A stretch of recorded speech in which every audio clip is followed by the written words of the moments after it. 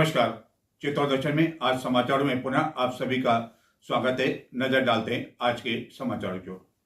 चित्तौड़गढ़ के सांसद एवं भाजपा के पूर्व अध्यक्ष सीपी जोशी का जन्म दिवस सोमवार को चित्तौड़गढ़ में एवं जिले भर में विभिन्न कार्यक्रमों के साथ मनाया गया। इस अवसर पर शहीद मेजर नटवर सिंह राजकीय उच्च माध्यमिक विद्यालय में विशाल कार्यक्रम आयोजित किया गया, जिसमें 2000 से अधिक दिव्यांगों एवं अन्य जनों को कई तरह के उपकरण का वितरण किया गया। इस अवसर पर भारत सरकार एवं राजस्थान सरकार के मंत्री के साथ ही अन्य कई जनप्रतिनिधि एवं जिले भर से आए भाजपा कार्यकर्ता मौजूद थे। चित्तौड़गढ़ के सांसद सीपी जोशी को सवेरे से ही जन्मदिन की बधाई देने का सिलसिला प्रारंभ हो गया था। सीपी जोशी सबसे पहले दुर्ग स्थित कालिका माता मंदिर पहुंचे एवं उसके बाद रात्रि तक उन्हें बधाई देने का सिलसिला एवं अन्य कई कार्यक्रम आयोजित किए जाते रहे। एक और सवेरे जहां समाज सेवा का काम हुआ, वहीं दूसरी ओर सायं गंभीरी नदी पर एक अनूठा कार्यक्रम आयोजित किया गया। इस अवसर पर आयोजित की गई भव्य आतिशबाजी को देखने के लिए शहरवासी उमड़ पड़े। वहीं चुनरी का एक विशेष कार्यक्रम देखने को मिला। इस तरह का कार्यक्रम भी चित्तौड़गढ़ में संभवतः कई समय बाद देखने को मिला, और जब एक साथ कई नावें गंभीरी नदी में चलने लगी तो ये दृश्य देखते ही बन पड़ा था। बताते हैं हम आपको कि चित्तौड़गढ़ में किस तरह मनाया गया सांसद सीपी जोशी का जन्मदिन। आदरणीय सीपी जोशी जी, हमारे राजस्थान सरकार के मंत्री, केंद्रीय सामाजिक न्याय एवं अधिकारिता, खाद्य आपूर्ति, सार्वजनिक वितरण राज्य मंत्री BL वर्मा, राज्य के पशुपालन, डेयरी, गौपालन एवं देव स्थान मंत्री जोराराम कुमावत, नगरीय विकास एवं स्वायत्त शासन विभाग राज्य मंत्री झावर सिंह खर्रा एवं अन्य कई जनप्रतिनिधियों की मौजूदगी में चित्तौड़गढ़ के सांसद सीपी जोशी द्वारा सोमवार को धूमधाम के साथ एवं विभिन्न आयोजन के साथ अपना जन्म दिवस मनाया गया। इस अवसर पर मुख्य कार्यक्रम शहीद मेजर नटवर सिंह राजकीय उच्च माध्यमिक विद्यालय परिसर में आयोजित किया गया, जहां अतिथियों द्वारा सामाजिक अधिकारिता शिविर में 1304 पूर्व चिन्हित दिव्यांगजनों लाभार्थियों को भारत सरकार की एडिप योजना के अंतर्गत सहायता उपकरण का वितरण किया गया। वितरण शिविर में 1304 लाभार्थियों को 141 लाख रुपए से भी अधिक की लागत के 2000 से भी अधिक सहायक उपकरण वितरित किए गए। इस अवसर पर केंद्रीय सामाजिक न्याय एवं अधिकारिता राज्य मंत्री के साथ ही राजस्थान के मंत्रियों ने चित्तौड़गढ़ के सांसद को उनके जन्मदिन की बधाई दी। इस अवसर पर एक लघु नाटिका सांस्कृतिक कार्यक्रम का आयोजन भी किया गया।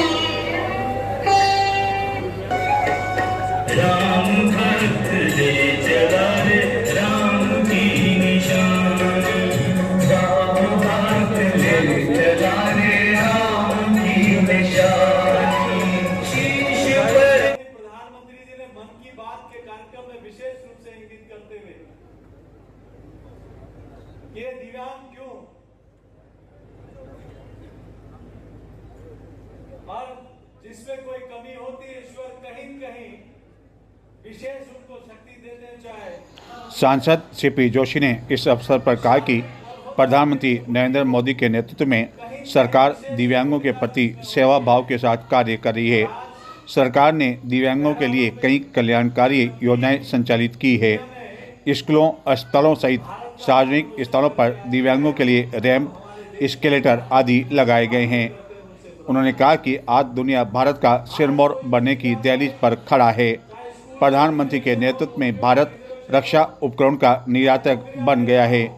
दुनिया भारत की तरफ आशा भरी नज़रों से देख रही है। अनेक ऐसे काम है, माननीय BL वर्मा जी आपके बीच में चर्चा करेंगे, जिसके माध्यम से इस देश में किस प्रकार से आपको स्कूल में जाने के लिए रैंप दिखाई देता, ये 2014 के बाद पहली बार दिख रहा है। आपको हॉस्पिटल में जाना है तो वहां रैंप होगा, लिफ्ट होगी, एस्केलेटर होगा रेलवे स्टेशन पर। ये पहली बार इस देश की जनता ने देखा है, तो ये नरेंद्र मोदी जी के कारण संभव होगा। आज बड़ी संख्या में भारत सरकार के सानिध्य में ये कैंप लगा है। पूर्व में भी प्रतापगढ़ में और सामरियाजी में इस प्रकार का विशाल कैंप लगा था और आज चित्तौड़ जिले के कैंप के बाद बहुत जल्दी बल्लभनगर, माली और प्रतापगढ़ की कॉन्स्टिट्यूंसी में भी इस प्रकार का विशाल कैंप होगा।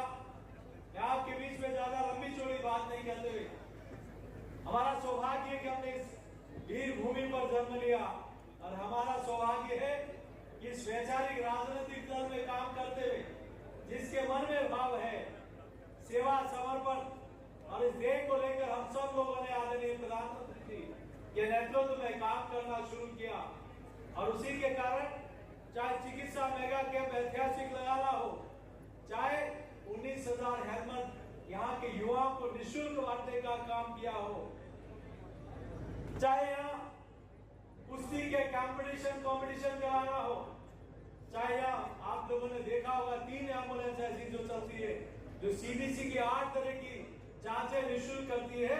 ये भी हमारे मित्रों ने इस कॉन्स्टिट्यूंसी के सेवा के लिए यहाँ भेजी है और ये सब कुछ संभव हो पाया इस संसदीय क्षेत्र की जनता के आशीर्वाद। समारोह की शुरुआत मौजूद अतिथियों द्वारा एवं सांसद द्वारा दीप प्रज्वलित करके की गई। इस अवसर पर बड़ी संख्या में दिव्यांगजन उपस्थित थे। दीप प्रज्वलित करने के पश्चात विशाल कार्यक्रम को मंत्रियों, सांसद एवं आदि ने संबोधित किया। केंद्रीय मंत्री के साथ ही राजस्थान सरकार के इस कार्यक्रम में मौजूद दो मंत्रियों ने इस कार्यक्रम की प्रशंसा करते हुए कहा कि इससे कई दिव्यांग जनों को काफ़ी अधिक सुविधाएं मिल पाएगी और वह अपने आप को असहाय महसूस नहीं कर पाएंगे। इस कार्यक्रम के लिए पूर्व में चयनित दिव्यांग जनों को एलिम्को एवं जिला प्रशासन चित्तौड़गढ़ द्वारा जिले के विभिन्न स्थानों पर गत 22 अगस्त से 2 सितंबर के मध्य आयोजित परिषद शिविरों में किया गया था एवं इसी तरह सांसद के जन्म दिवस के अवसर पर साय गंभीरी नदी में चुनरी एवं आतिशबाजी का भव्य कार्यक्रम आयोजित किया गया। इस तरह का अनूठा कार्यक्रम देखने के लिए बड़ी संख्या में नगर के लोग एवं भाजपा के कई कार्यकर्ता मौजूद थे। आज ने चुनरी उड़ाई जा रही है और एक बहुत और ऐतिहासिक कार्यक्रम चित्तौड़गढ़ की पावन धरा और चित्तौड़गढ़ की जनता कई जगह अपनी साड़ी छोड़ के और रिवर्स हो जाए। फर्स्ट वाली नाव साड़ी छोड़ के रिवर्स हो जाए। जो नाव है आगे आगे पहुंचते जाए और अपनी साड़ी छोड़ के आ जाए। हाँ, या पुलिया की तरफ होके, पुलिया के पास होके फर्स्ट वाली आशा जी पोखरना वाली नाव को आगे वापस लाए रिटर्न।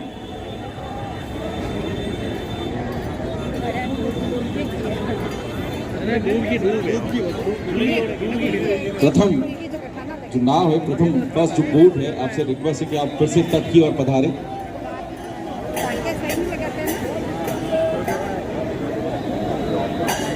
और उसके बाद हम लोग जाने वाले हैं महाआरती के लिए।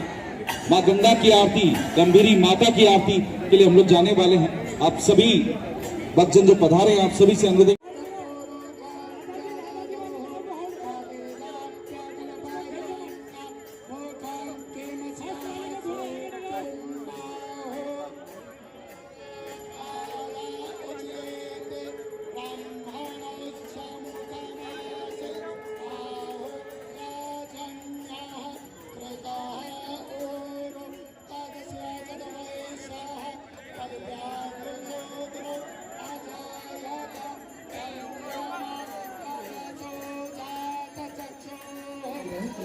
इस अवसर पर मंत्रोच्चार के बीच आरती का आयोजन भी किया गया एवं भव्य आतिशबाजी देखने के लिए गंभीरी पुलिया पर भी बड़ी संख्या में शहरवासी मौजूद थे, जिन्होंने चुनरी के इस अनूठे कार्यक्रम का आनंद लिया।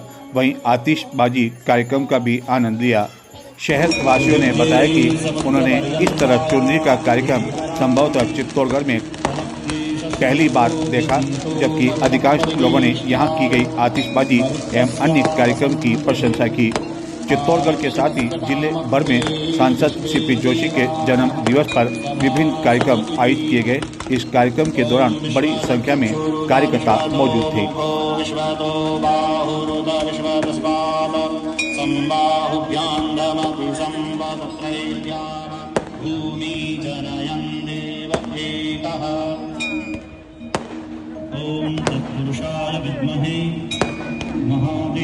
डॉक्टर भीमराव अंबेडकर के संदेश को लेकर हरिद्वार से गत 6 अक्टूबर को एक डॉक्टर अंबेडकर का अनुयायी निकला है पैदल यात्रा पर और लगभग 2 महीने की इस पद यात्रा के दौरान वह 2000 से भी अधिक पद यात्रा करते हुए मुंबई पहुंचेगा और इस दौरान हमारी उनकी मुलाकात हुई और वह चित्तौड़गढ़ होते हुए उदयपुर के लिए रवाना हो गया, जहां से वह मुंबई तक पहुंचेगा। उसके द्वारा पहले भी पद यात्रा की गई है, लेकिन इतनी लंबी पहली बार पद यात्रा की जा रही है। जब हमने डॉक्टर भीमराव अंबेडकर के इस अनुयायी से पूछा कि उनकी यात्रा का उद्देश्य क्या है, तो उन्होंने कहा कि डॉक्टर भीमराव अंबेडकर के जो संदेश है उनको जन जन तक पहुंचाना है। हरिद्वार से मुंबई तक की यात्रा 2 महीने में यह पूरी करेंगे। डॉक्टर भीमराव अंबेडकर के संदेश को लेकर हरिद्वार से इन्होंने यह यात्रा प्रारंभ की, जो कि चित्तौड़गढ़ होते हुए उदयपुर होते हुए यह मुंबई के लिए प्रस्थान कर गए। 2200 से भी अधिक किलोमीटर का सफ़र काफ़ी अधिक कठिन है, मंजिल दूर है, लेकिन इनका कहना है कि इस मंजिल को तय कर लिया जाए। डॉक्टर भीमराव अंबेडकर के अनुयायी के साथ 2 अन्य जने भी चल रहे हैं।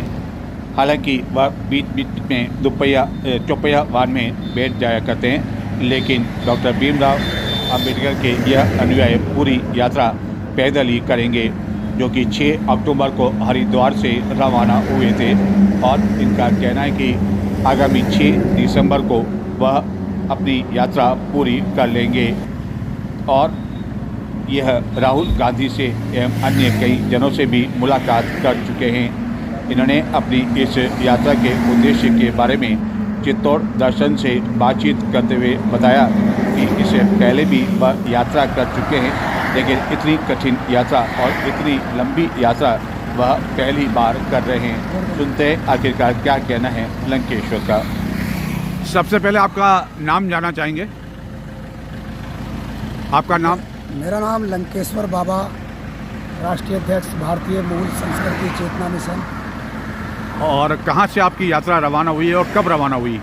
ये डॉक्टर बाबा साहब भीमराव अंबेडकर पैदल श्रद्धांजलि यात्रा संविधान बचाओ सम्मान बचाओ के उपलक्ष्य में निकाली गई है और 2023 में इसको सबसे पहली बार भारत के अंदर हम लोगों ने निकालने का एक बीड़ा उठाया था, जो 2023 में भी हम लोग इसी रास्ते से निकले थे और 2023 में भी हम लोगों ने जाकर बाबा साहब अम्बेडकर को श्रद्धांजलि देने का काम किया। और इस बार भी हम लोग 6 अक्टूबर हरिद्वार से निकलकर दादर मुंबई पहुंच रहे हैं और अभी हम आपके उदयपुर के बीच में चल रहे हैं। तो ये एक यात्रा है डॉक्टर बाबा साहब भीमराव अम्बेडकर पैदल श्रद्धांजलि यात्रा। तो मैं डॉक्टर बाबा साहब अम्बेडकर ने सभी समाज के लिए काम किया है। मैं खासकर कहना चाहूँगा, जिन दबे कुचले लोगों को बाबा साहब अम्बेडकर ने संविधान के तहत उभारने का काम किया, वो लोग आज SC ST के लोगों से मैं खासकर कहना चाहूँगा कि वो लोग आजकल जो बाबा साहब ने मेहनत की उसका परिणाम तो ले रहे हैं, उसका सुख और आनंद लेने का काम करते हैं, पर वो लोग कहीं बाबा साहब की विचारधारा पर काम करने का काम नहीं करते हैं। वो बहुत सारे देवी और देवताओं पर जाते हैं। मैं ये नहीं कहता हूँ कि आप क्यों जाते हो, आप जाइए, पर उस संविधान निर्माता डॉक्टर बाबा साहब भीमराव अम्बेडकर की समाधि स्थल पर भी जरूर जाए। उन सभी लोगों से एक बात कहना चाहूँगा कि आपकी यात्रा जो रवाना हुई है 6 अक्टूबर को रवाना हुई है, और क्या मान के चल रहे हैं कि आपकी जो यात्रा है ये मुंबई कब तक पहुंच जाएगी? ये यात्रा 6 अक्टूबर से चलकर दादर मुंबई में पहुंचेगी 6 दिसंबर को। 6 दिसंबर को जाकर के डॉक्टर बाबा साहब भीमराव अम्बेडकर का महापरिनिर्वाण दिवस पर उनको श्रद्धांजलि देने का काम ये यात्रा के तहत किया जाएगा और इसका एक माध्यम रहेगा संविधान के प्रति लोगों को जागरूक करना। और लगभग कितने किलोमीटर की यात्रा होगी ये यात्रा हमारी लगभग 2000 से 2200 किलोमीटर की पैदल यात्रा रहेगी। और आप जो प्रॉपर रहने वाले भी यहीं के, आप उत्तराखंड के ही हैं? हम लोग प्रॉपर हरिद्वार से हूँ जी। और प्रॉपर हरिद्वार उत्तराखंड से मैं बिलोंग करता हूँ। वहीं मेरा आवास है, वहीं मैं रहता हूँ। और ये जो आप प्रतिदिन जो पैदल पद यात्रा कर रहे हैं, प्रतिदिन कितना किलोमीटर का सफर? प्रतिदिन का सफ़र मेरा रहता है 40, 45, कभी 50 किलोमीटर हो जाता है, कभी 60 किलोमीटर भी हो जाता है, और मैक्सिमम 40-45 तो रहता ही रहता है। और रात्रि में किसी एक स्थान पर आपका रह जाता होगा? और रात्रि में हम कहीं ना कहीं स्टे ले लेते हैं, जहाँ की सुविधा मिल जाती है वहीं पर हम नाइट में रुकते हैं और सुबह फिर अर्ली मॉर्निंग हम यात्रा करते हैं। आपने कहा 2000 किलोमीटर से भी आपकी अधिक लंबी यात्रा है, जो कि चित्तौड़गढ़ से होकर भी निकल रही है। इससे पहले भी आप कभी इसी लंबी यात्रा पे गए या पहले ही आपकी यात्रा है? 2023 में भी इस यात्रा पर निकला था। 2023 में भी हरिद्वार से मुंबई तक मैं पैदल था। और इस बार मेरे पास लगेज रखने के लिए गाड़ी है, पर पिछली बार मेरे पास गाड़ी भी नहीं थी। 20-20 किलो वजन हम लोगों के कंधे पर लदा हुआ था, फिर भी हम लोग चल रहे थे। नजर डालते हैं कुछ और समाचारों की ओर, लेकिन उससे पहले लेते हैं एक छोटा सा ब्रेक। देखते रहें चित्तौड़ दर्शन, कहीं न जाएं। और ब्रेक के बाद हम आपको बताएंगे कि चित्तौड़गढ़ दुर्ग पर इन दिनों गुजरात से बड़ी संख्या में आ रहे पर्यटकों की वजह से दुर्ग मार्ग पर सोमवार को रह रहकर लगता रहा जाम। आगामी 2-3 दिनों तक बनी रहेगी इसी तरह की स्थिति और व्यापारियों के चेहरों पर खिली मुस्कुराहट पर्यटकों के आने की वजह से। ये सब कुछ एक छोटे से ब्रेक के बाद देखते रहें चित्तौड़ दर्शन।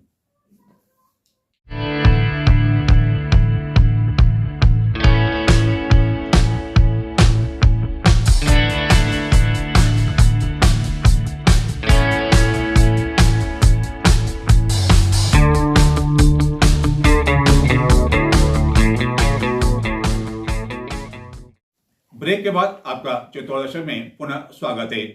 चित्तौड़ दुर्ग पर इन दिनों बड़ी संख्या में पर्यटक आ रहे हैं, जिसके कारण सोमवार को रह रहकर दुर्ग मार्ग पर जाम लगता रहा।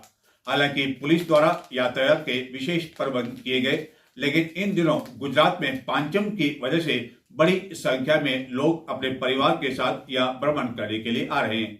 विशेषकर बड़ी संख्या में जो पर्यटक उदयपुर आ रहे हैं, वह दुर्ग भ्रमण करने के लिए भी पहुंचते हैं। आगामी 2-3 दिनों तक दुर्ग पर पर्यटकों की रेलम पेल की स्थिति इसी तरह देखने को मिल सकती है। और उसके बाद पश्चिम बंगाल से पर्यटकों के आने का सिलसिला प्रारंभ हो जाएगा, क्योंकि दीपावली के बाद छठ पर्व मनाया जाता है और छठ पर्व के दौरान पश्चिम बंगाल एवं अन्य कुछ राज्यों में अवकाश की स्थिति होती है। हम आपको बताते हैं कि चित्तौड़गढ़ दुर्ग पर सोमवार को किस तरह की स्थिति रही। चित्तौड़ दुर्ग पर इन दिनों पर्यटकों की रेलम पहल के कारण पर्यटन व्यवसाय पर निर्भर व्यापारियों के चेहरे खिले हुए हैं। दरअसल गुजरात में पांचम के कारण इन दिनों बड़ी संख्या में पर्यटक गुजरात से उदयपुर, कुंभलगढ़, हल्दीघाटी एवं अन्य स्थानों पर भ्रमण के लिए आए हुए हैं। एवं इस भ्रमण के दौरान बीच में वह 2-3 घंटे का समय निकालकर चित्तौड़ दुर्ग भ्रमण के लिए भी आ रहे हैं, जिसके कारण दुर्ग पर पर्यटकों की रेलम पेल का यह हाल है कि जहां जाम की स्थिति देखने को मिल रही है, जिसका कारण दुर्ग आने जाने के लिए एक ही मार्ग होने की वजह से जब कभी पर्यटकों का दबाव बढ़ता है तो यह स्थिति देखने को मिल जाया करती है। और इस जाम की वजह से जो चित्तौड़गढ़ जिले के पर्यटक एवं आसपास से पर्यटक आते हैं, उन्हें यह जानकारी नहीं होती है कि दीपावली के बाद चित्तौड़ दुर्ग पर पर्यटकों की संख्या में एकदम बढ़ोतरी हो जाती है। हालांकि पर्यटकों की यह इतनी भारी रेलम पेल आगामी 2-3 दिनों तक और बनी रहेगी, क्योंकि गुजरात में अधिकांश व्यापारियों द्वारा पांचम के बाद 6 या 7 नवंबर को अपने प्रतिष्ठान पुनः खोल दिए जाएंगे। तब तक गुजरात में अधिकांश प्रतिष्ठान लगभग बंद रहते हैं और गुजरात के अधिकांश लोग अपने पूरे परिवार के साथ भ्रमण के लिए निकल जाते हैं। यही स्थिति चित्तौड़ दुर्ग पर एवं मेवाड़ में स्थित अन्य पर्यटन स्थलों पर प्रतिदिन देखने को मिलती है, चाहे उदयपुर हो, चाहे कुंभलगढ़ या चाहे श्री नाथ जी की नगरी नाथद्वारा हो। जबकि माउंट आबू में तो हाल यह है कि वहाँ पैर रखने की जगह भी नहीं है। हर चित्तौड़ और दुर्ग पर जो कई समस्याएं हैं उसको लेकर एक ऑटो चालक जो कि अध्यक्ष भी है, उन्होंने बताया कि पार्किंग की व्यवस्था नहीं है, जबकि ये दीवार को, इस दीवार को 10 फीट 20 फीट उधर बना सकते थे। क्या वो जो व्यू पॉइंट पे जो पार्किंग टिकट काटते हैं, इसको या तो फतेह प्रकाश किया जाए क्या, या मीरा मंदिर किया जाए। वहाँ पार्किंग है, पार्किंग सुविधा है, तो वहाँ ये छोटे बड़े जो भी व्हीकल आएंगे ना, वो व्यवस्थित खड़े रहेंगे, आराम से हो जाएगा। यहाँ रात को ठहरने की भी कोई व्यवस्था नहीं। कालका माता का मंदिर है जिसके हजारों करोड़ों रुपए का चढ़ावा आता है, वो चढ़ावा हरिद्वार जा रहा है। क्या रात को कोई साधु संत पंडित आता है, नहीं तो बाहर सो सकता है, अंदर सो सकता है, नहीं बाहर सो सकता है, कोई सुविधा नहीं। पानी पीने की सुविधा नहीं है, किले के ऊपर टॉयलेट तक नहीं। कुंभा पैलेस में टॉयलेट कहाँ आप देगी। अभी गुजराती मराठी चलेंगे, जो लड़के हैं बड़ी बड़ी जीन्स पहन के आते हैं, वो यहाँ बाथरूम कहाँ करेंगे। क्या पानी की व्यवस्था नहीं, टॉयलेट की व्यवस्था नहीं, सुलभ कॉम्प्लेक्स नहीं है यहाँ। जो पार्किंग इन्होंने बना रखे है वो उबड़ खाबड़ है। 6-7 करोड़ रुपए के पार्किंग बनाए, लेकिन उसका कोई महत्व ही नहीं। पत्थर उखड़ गए। कालका माता से लगा के पद्मनी पैलेस लेफ्ट साइड में जो है वहाँ खड्डे पड़े हुए हैं, उसको भरा जाए।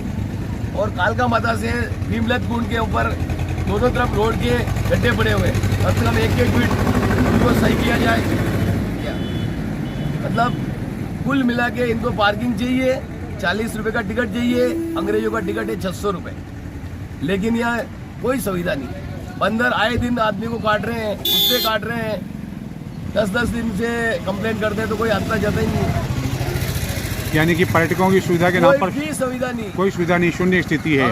अभी नवंबर, दिसंबर, जनवरी, फरवरी में पर्यटक चलेंगे दुनिया भर के, लाखों पर्यटक चलेंगे।